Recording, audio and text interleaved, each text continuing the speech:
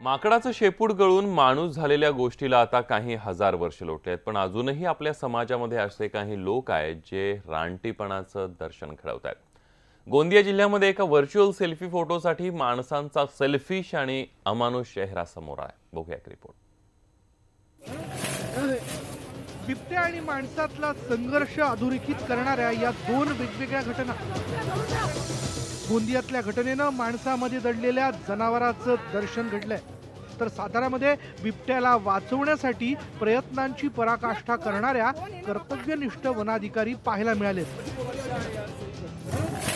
8 महिन्यांच्या जखमी बिबट्याच्या जीवाशी खेळणाऱ्या या ग्रामस्थांनी स्वतःला माणूस म्हणून घेण्याचा अधिकार कधीच गमावला.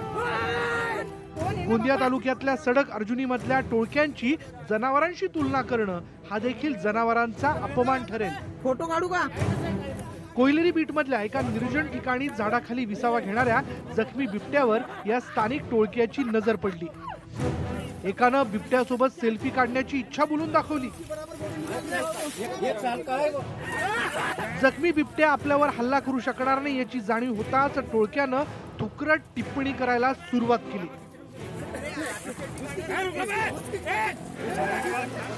एका पठ्यानं बिबट्याच्या शेपटीला पकडून फरफटत त्याला मोकळ्या जागेत आणलं आणि त्यानंतर त्याच्यासोबत सेल्फी काढायला सुरुवात केली. फोटो काढू का? टोळक्यानं केलेल्या अत्याचारामुळे या हतबल बिबट्याचा मृत्यू झाला. या धक्कादायक प्रकाराचा व्हिडिओ सोशल मीडियावर व्हायरल होताच वन विभागानं प्रकाश पुरम, लोकेश कापगाते आणि आदिप गोंदील यांना अटक केली, तर इतर आरोपींचा शोध सुरू आहे. फोटो काढू का? गोंदियामध्ये मानवाच्या अत्याचारामुळे बिबट्याला प्राण गमवावे लागलेले असले तरी साताऱ्यात मात्र विहिरीत पडलेल्या बिबट्याची सुखरूप सुटका करण्यात आली. कराड तालुक्यातल्या खमकरवाडीमध्ये गेल्या काही दिवसांपासून दहशत माजवणारा बिबट्या विहिरीत पडला. बिबट्या पाण्यात पडल्याचं समजल्यावर ग्रामस्थांनी तात्काळ वन अधिकाऱ्यांना पाचारण केलं. बिबट्या पाण्यातून बाहेर यावा यासाठी वन अधिकाऱ्यांनी सुरुवातीला एक लोखंडी खाट विहिरीत सोडली. बिबट्या खाटेवर चढला. त्यानंतर वन अधिकाऱ्यांनी विहिरीत पिंजरा सोडला. वन अधिकाऱ्यांच्या प्रयत्नांना यश आलं. बिबट्यानं पिंजऱ्यात झेप घेतली आणि ग्रामस्थांसह वन अधिकाऱ्यांनी देखील सुटकेचा निश्वास सोडला. साताऱ्यातल्या बिबट्याच्या सुटकेमुळे समाधान व्यक्त केलं जात असलं तरी गोंदियातल्या घटनेनं मात्र माणसाला शर्मेनं मान खाली घालायला लावली. गोंदियाहून प्रवीण मुधोळकर आणि साताऱ्याहून किरण मोहितेसह ब्युरो रिपोर्ट, न्यूज 18 लोकमत. खरंच गोंदियामधला हा सगळा प्रकार म्हणजे लाजिरवाणा आहे. बघूया पुढची बातमी.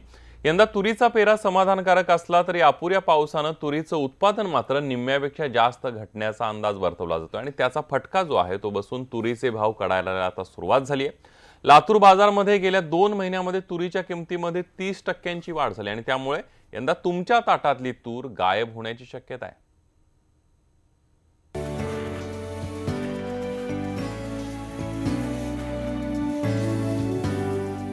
देशाचं तुरीचं आगर म्हणून ओळख असलेल्या लातूर बाजारात सध्या नव्या तुरीची आवक होऊ लागली आहे. या बाजारात कर्नाटकसह तेलंगणा राज्यातूनही तूर विक्रीस येते. शेजारच्या बिदर जिल्ह्यात तुरीच्या उतार्यात तब्बल 60 ते 70% घट झाल्याचा शेतकऱ्यांचा अनुभव आहे. त्यामुळे यंदा शेतकऱ्यांना रडवणारी तूर ग्राहकांना देखील चांगलीच रडवणार हे नक्की झालंय. गए साल क्या है, एकड़ को 4-5 थैला तोर मिलते थे. इस साल जो है खेती में बारिश नहीं है, इस वजह से 1 एकड़ में 1 थैला आधे और 1 कट्टा ऐसा निकल रहे माल. बारिश की वजह से बहुत परेशान है लोग और ऊपर में खर्चा है और उसको औषध वगैरह वो सब लगाना वो भी खर्चा अच्छा ज़्यादा है. सध्या लातूर बाजारातली तुरीची आवक घटली आहे. त्यामुळे तुरीच्या किमतीत गेल्या 2 महिन्यात तब्बल 30% वाढ झाली आहे. तुरीचा भाव 3,500 रुपयांवरून 5,000च्या जवळ जाऊन पोहोचलाय. त्यामुळे तूर महाग झाल्यास त्याचा गोरगरिबांना फटका बसणार हे निश्चित. डाळीचं बोलायचं झालं तर आज जुनी तूर डाळ 7,000 रुपये विकत आहे, 70 रुपये किलो, आणि नवीन तूर डाळ 73 रुपये विकत आहे. हळूहळू जसं जसं तुरीमध्ये भाव वाढतील तसं तसं डाळीमध्येही भाव वाढतील. सध्या भाजीपाला हा स्वस्त मिळत आहे, त्याच्यामुळे डाळीला थोडीशी मागणी कमी आहे. जसं जसं मागणी वाढेल तसं तसं भावामध्ये आपल्याला चढ दिसतील असं. सध्या लातूर मार्केटला तुरीची दररोज 4,500 क्विंटलची आवक सुरू आहे. तुरीच्या भावात प्रति किलो 10 ते 15 रुपयांची वाढ झाली आहे. त्यामुळे डाळीचे दरही होलसेलमध्ये 75 रुपये किलोवर गेलेत.